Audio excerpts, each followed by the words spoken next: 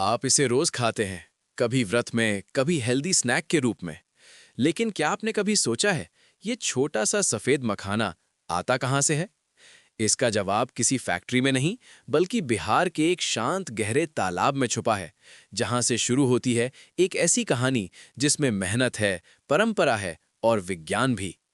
आज हम आपको दिखाएंगे मखाना की पूरी यात्रा, बीज से लेकर आपकी प्लेट तक। मखाने का वैज्ञानिक नाम है यूरैले फेरोक्स। ये एक जलीय पौधा है, यानी पानी में उगता है। इसके पत्ते इतने बड़े होते हैं कि उन पर एक छोटा बच्चा भी बैठ सकता है। इसके फल के अंदर छुपे होते हैं काले बीज, जो आगे चलकर बनते हैं मखाना। दुनिया इसे फॉक्स नट या गॉर्गन नट भी कहती है।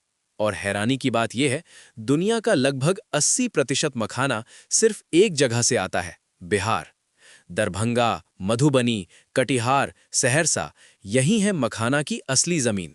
यहाँ लाखों परिवार सिर्फ इसी एक फसल पर निर्भर है। कहानी शुरू होती है दिसंबर से। किसान तालाब में पानी भरता है और अपने हाथों से बीज बिखेरता है। ये बीज धीरे धीरे पानी में डूब जाते हैं और मिट्टी में अपनी जगह बना लेते हैं। जनवरी और फरवरी में पानी की सतह पर छोटे छोटे पत्ते उभरने लगते हैं। मार्च तक पौधा बढ़ता है और अप्रैल मई में पूरी तरह फैल जाता है। फिर आते हैं फूल, और उन्हीं फूलों से बनते हैं फल, जिनके अंदर होते हैं काले बीज। यही बीज आगे चलकर बनेंगे मखाना। जुलाई से सितंबर, कटाई का समय। मल्लाह समुदाय के लोग कमर तक पानी में उतरते हैं। उनके हाथ में होती है एक खास टोकरी और अनुभव जो पीढ़ियों से चला आ रहा है। वे मिट्टी के अंदर छुपे बीजों को ढूंढते हैं, बिना देखे, सिर्फ महसूस करके। ये काम आसान नहीं है, घंटों तक पानी में रहना और हर दिन मेहनत करना। यही वो मेहनत है जो मखाना को खास बनाती है।